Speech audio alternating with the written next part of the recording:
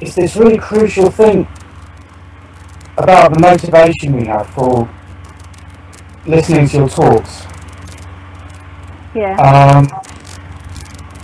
Because I've been really struck by a few things that you said in some videos that I've watched recently. And one was something like that the separate self can't want this, couldn't want its own annihilation or its own dissolving. Yeah. And I'm aware that I am, although I've got a weird feeling now, I'm saying I'm aware that I am a separate self. And yet there was, oddly, something that didn't seem to be entirely true about that. But by and large, I guess it seems to be that I'm living in the world as a separate self. So tell me, how are you aware that you're a separate self? What validates that for you?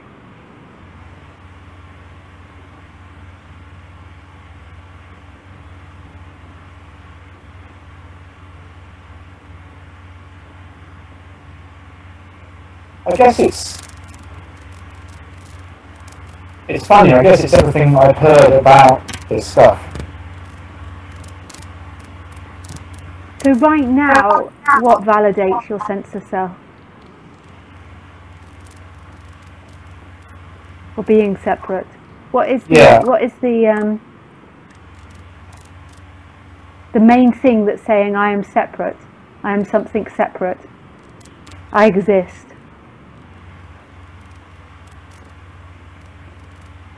Well, if fear is separation, then I guess I have a sense of fear and anxiety about being seen by hundreds, thousands of people. It's only hundreds at the moment, but later it'll be thousands. I mean, yeah, because when it goes on YouTube, yeah, for however long it will be there, you know. yeah. So yeah, there's that sense of fear and lack that you talk about. Yeah. How will people see me? Yeah. So right in this moment, there is somebody that's aware of feeling afraid, and there's somebody that's aware of feeling like they're not enough. And where does that person feel located?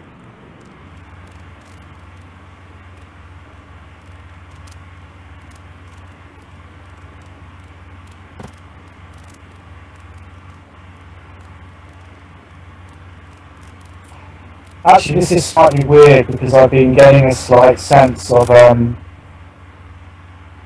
not sure if I'm getting a slight sense of less of a location of awareness. It was weird actually, because when you first phoned in and when you said something, it was as if I felt like there was a flash in you of everything disappeared for a second, and you had a moment of, like, you went to say I am someone and then you got confused. And then you were like, it was as if there was an unsureness, which I don't know, it was just like a sense that I got when we were speaking in the beginning. Because there isn't at all somebody there, but it gives the appearance that there's somebody there. So right now, who is it that is aware of Lisa speaking? It's weird because I had a sort of big kind of, whatever you call it, kind of awakening experience about 7 years ago. So what you say rings much more true to me than I think it would have done otherwise. Yeah. And since listening to you more,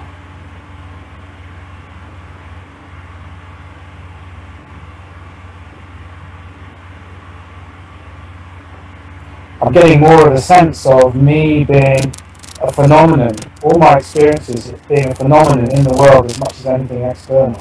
Yeah. But it varies a lot, it varies. Yeah, no, it comes and goes.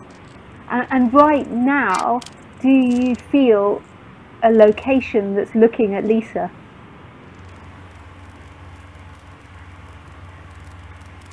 Or maybe you could say computer, because I know that you can't see me live, you can only see a past Lisa. Where do you feel that relationship of you and Lisa? it's funny as you ask this, because it's kind of maybe, unless I'm mistaken, bringing out something which I'm becoming dimly aware of, which is that as I see you, I'm kind of experiencing this person, this mind body seeing you. It's like, what's going on now? There is the body Keith seeing you. There's something like that going on more. Yeah. And what is it that sees the body mind Keith?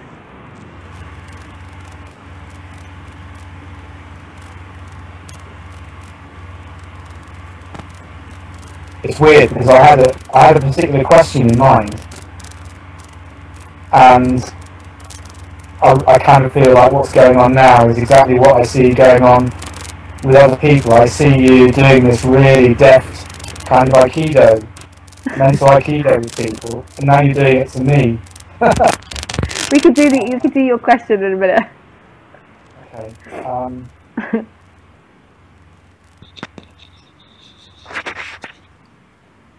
What was the question? I've forgotten. What is it that's aware of Keith? Or who is it that's aware of Keith? Is there any description that you can place on that? Yeah, that's weird as well, because even in the last few days, I've been getting more of a sense of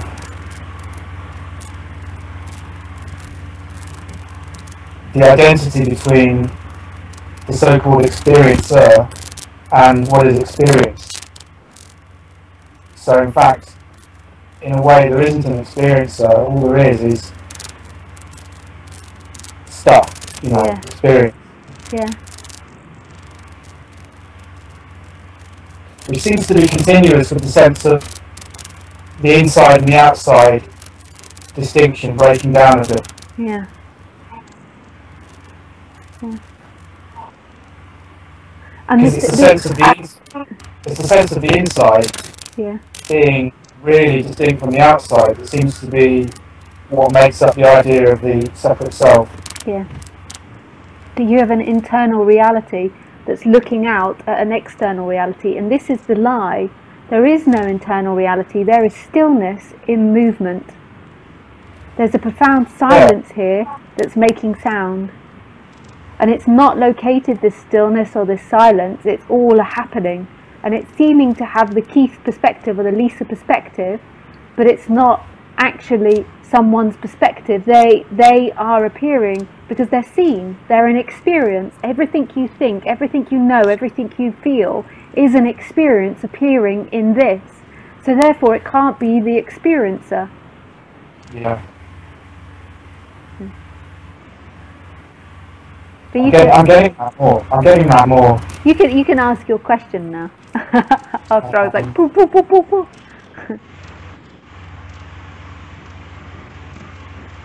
Well, actually, what's also weird is I'm kind of half looking at the images of me and the delayed images of you, and there's a weird. Maybe it's best not to look at that. Yeah, maybe. Yeah. Well, my question was.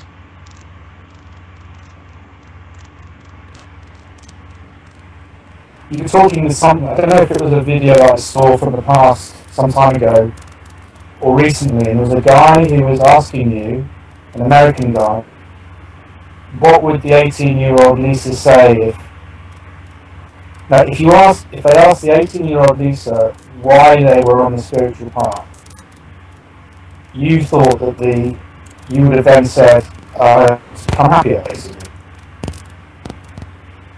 And then when he said, well, what if she said it was actually, no, it wasn't that, it was to know the truth or to become liberated? You said you wouldn't have believed her. And it seems that you're also kind of saying it wouldn't even be possible for the separate self to be wanting that. Yeah. Because it's the whole nature, very nature of the separate self to not want that. Yeah. And it's not that it purposely doesn't want it, it's just the separate self is designed to be a separate self. So it's never designed to undo itself. It's never designed to not be that. So when I was 18 and I first began to listen to Buddhism, or I first began to listen to this subject, my idea of enlightenment was becoming somebody that had the red minds, somebody that could walk through walls or travel through time, somebody that was a superhuman that emanated light. So it was this big dramatic story that I wanted to get to. I didn't want to become enlightened. I wanted to become a superhuman because I didn't feel enough. So I wanted to become better than I was, like be walking around a superhuman. But actually liberation is the collapsing of that separate self, which is attempting to be something better than what it is. So then the human is a human as it is, with all its frailties and beauty and imperfections, even though there aren't really, and perfections, but if we just say it in our language. So the human is as it is, but it's no longer got somebody that's got the desire to be something else than what it is. Yeah. So, and that's profoundly different from what I imagined enlightenment was. I imagined enlightenment was becoming a gold Buddha, was becoming a superhuman that saved the world. And that's what was important to me. And that's what motivated me to get interested into the subject. And then eventually, through a long time, I mean, it felt like a long time and many years of exploration, when I began to go and see Ramesh used to say the separate self wants to just be happy, I came okay with the idea of just being happy. I was like, okay, I'll just be happy and content. That's okay. And I just began to slowly give up the idea of this grandeur, but I still had the idea of happiness and contentment, which motivated me to explore. And I still had this idea of that deconstructing what you thought you knew was the most profound and beautiful thing to do. So there was still a motivation to do it as a separate self, but I didn't have these huge stories like I did in the beginning. But there was still this motivation to talk and to travel and to listen to it. But it wasn't that one that actually undid itself. It's just that that one had that energy to do that. This Lisa character had that push to do that. And in that it got deconstructed, but not because of Lisa, but because of life. Lisa wanted to be someone. Lisa wanted to be something. But that's the way that it works. If anybody really knew what this was about, they wouldn't want to do it. But in another way they would, because it is total freedom. And in another way that separate self really does want freedom.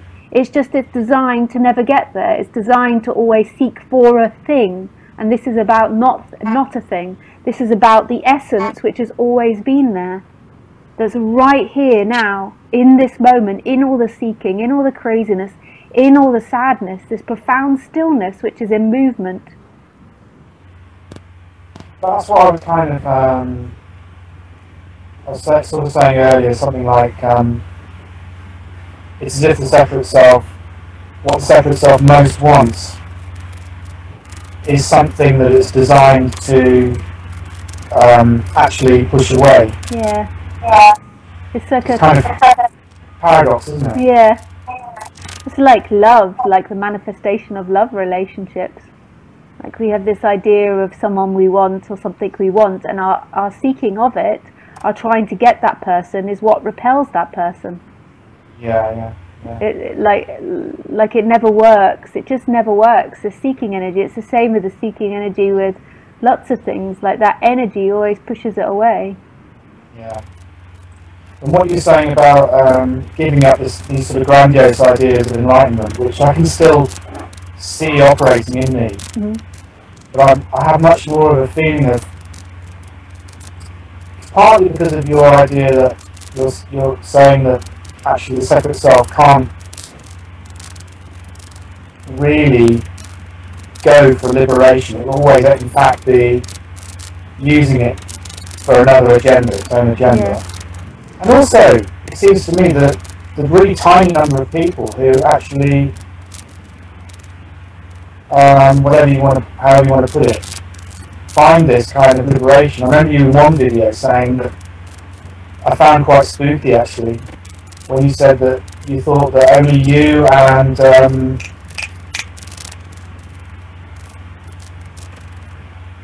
your partner, Tom? No. Your Dutch partner? Paul. What's his name? Sorry? Paul. Paul, yeah, Paul. That they were the only two people you thought were content, you and him. I said that. Yeah. I think he must have misunderstood what I said. Unless I was making fun. I was being sarcastic. What did somebody ask me? No, it was quite a long monologue, sort of introduction type thing, I think. I don't think you were joking. No, I wouldn't have said it. I wouldn't have said that because I don't think.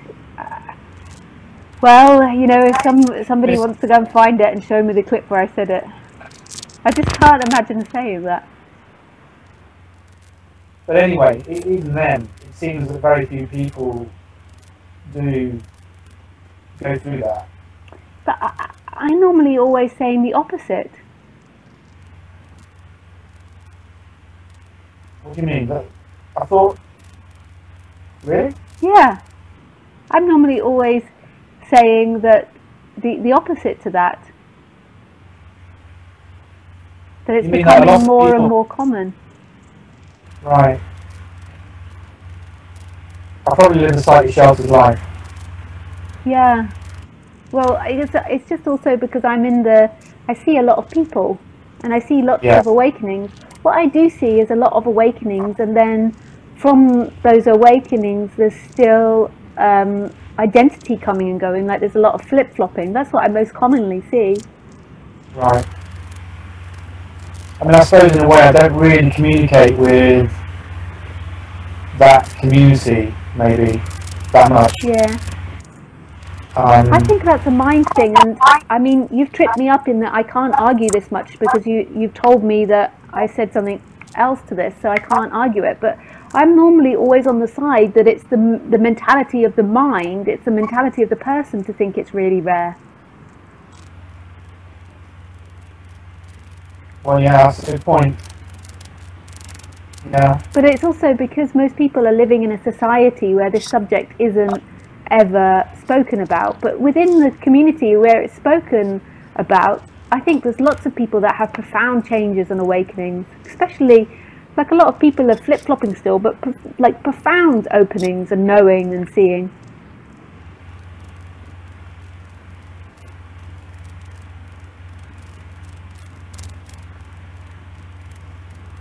Yeah, it's funny. I mean, there's a part of me that's maybe a bit of a hermit. Although I do have a lot of friends, but they're not really generally that into this kind of thing. Yeah.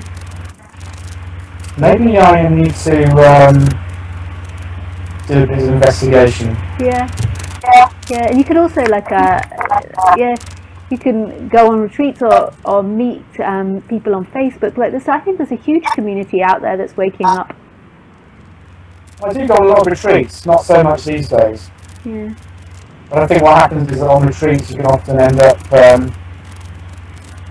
not communicating with anyone, because particularly most recently I've been on personal retreats where you're not getting teaching.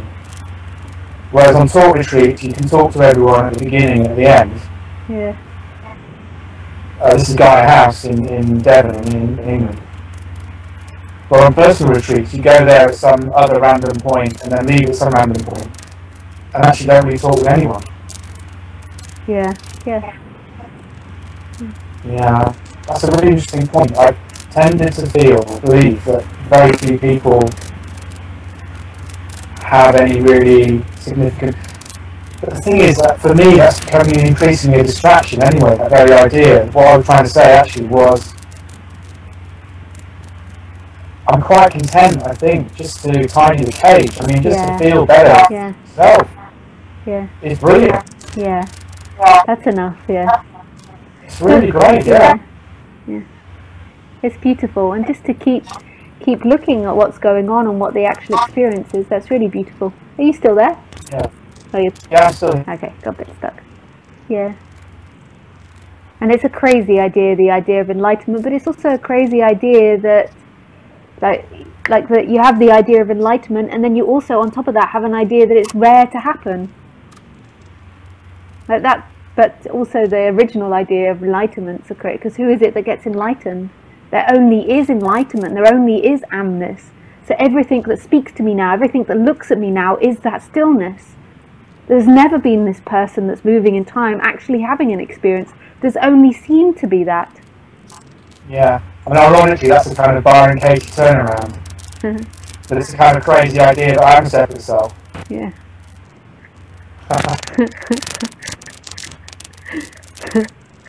Oh, wow. I really need to go to the loo, so I think I'm going to have to Okay. disappear. All right. Well, nice to talk to you, Keith. Thanks for calling. Yeah. Thanks. Thanks. Bye. A lot. Bye. That's nice to have people call in. Thanks, Keith, for doing that.